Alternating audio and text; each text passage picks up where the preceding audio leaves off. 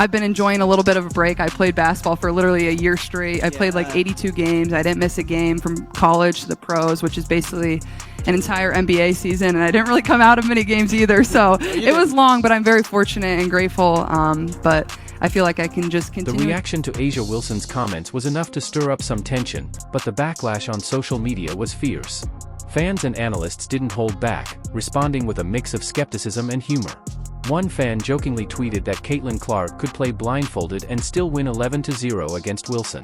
The continuing to improve, and I think that was one of the biggest things about my rookie year is I felt like there were still so many areas for me to get better in, and as a competitor, that excites you. That makes you want to get better. It drives you to get better. Truth. The huge difference between the WNBA and the NBA. The physicality, speed. Coming back, sure.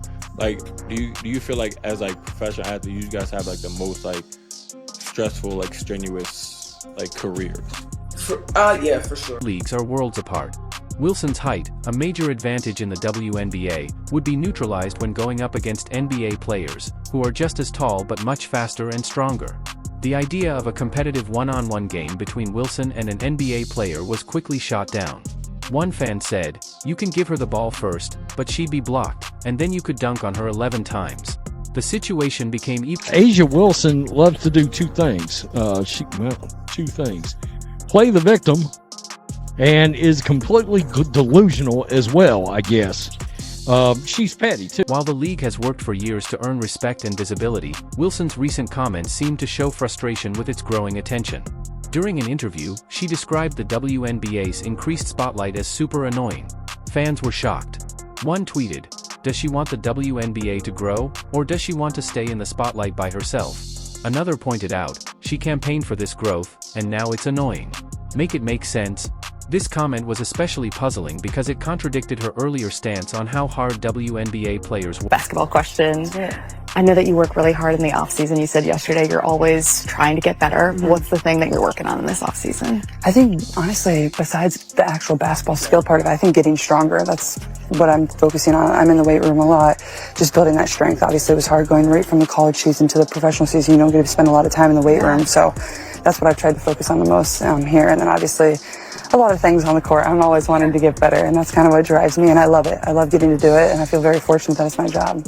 Let's start with Caitlin Clark as she outlines her off-season priorities. As Caitlin Clark wraps up her record-breaking rookie season, she's already gearing up for what's next.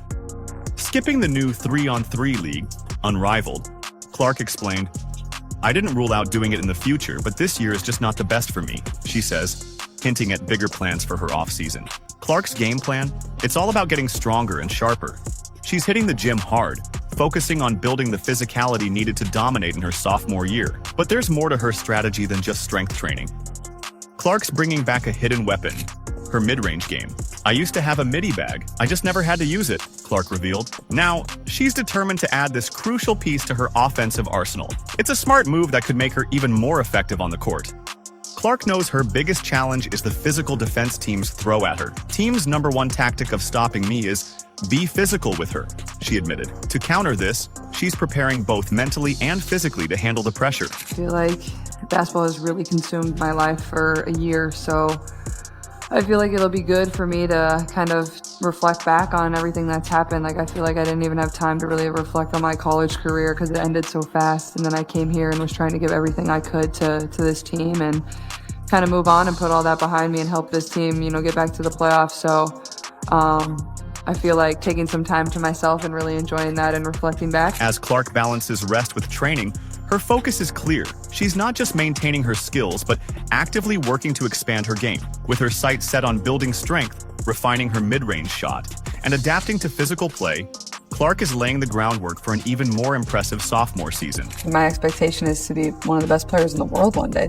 I wouldn't expect anything less than that. More history for the FIBA rookie! At this point, continue to be myself, and I think a lot of good will come. They deserve.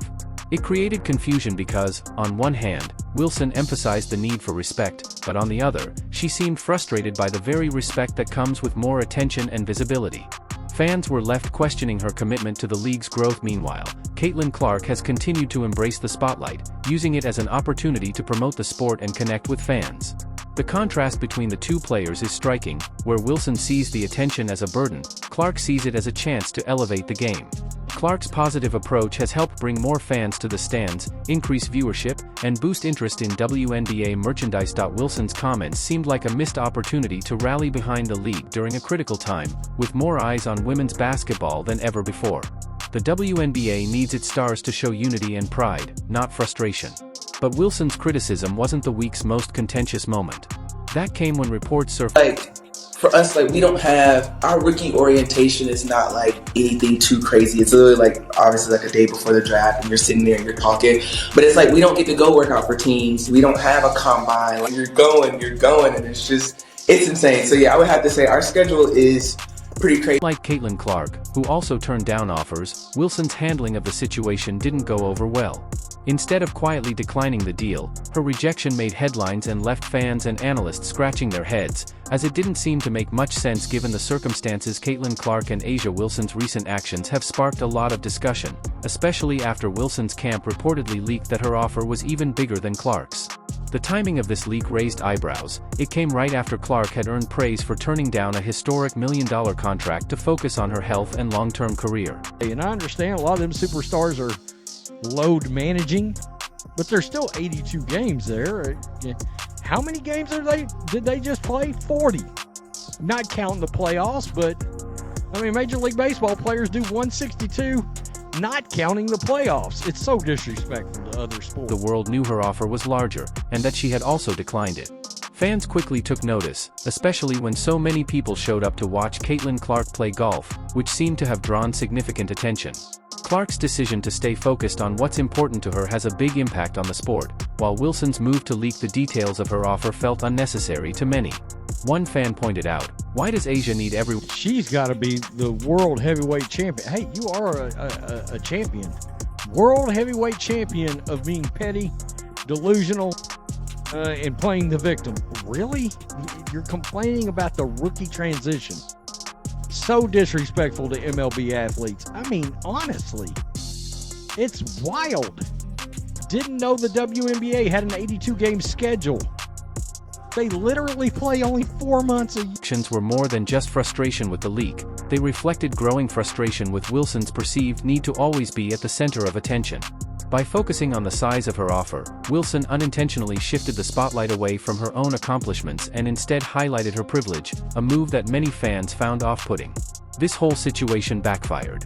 Clark's quiet, focused rejection of her offer only made her look more grounded and relatable, while Wilson's actions seemed calculated and attention-seeking.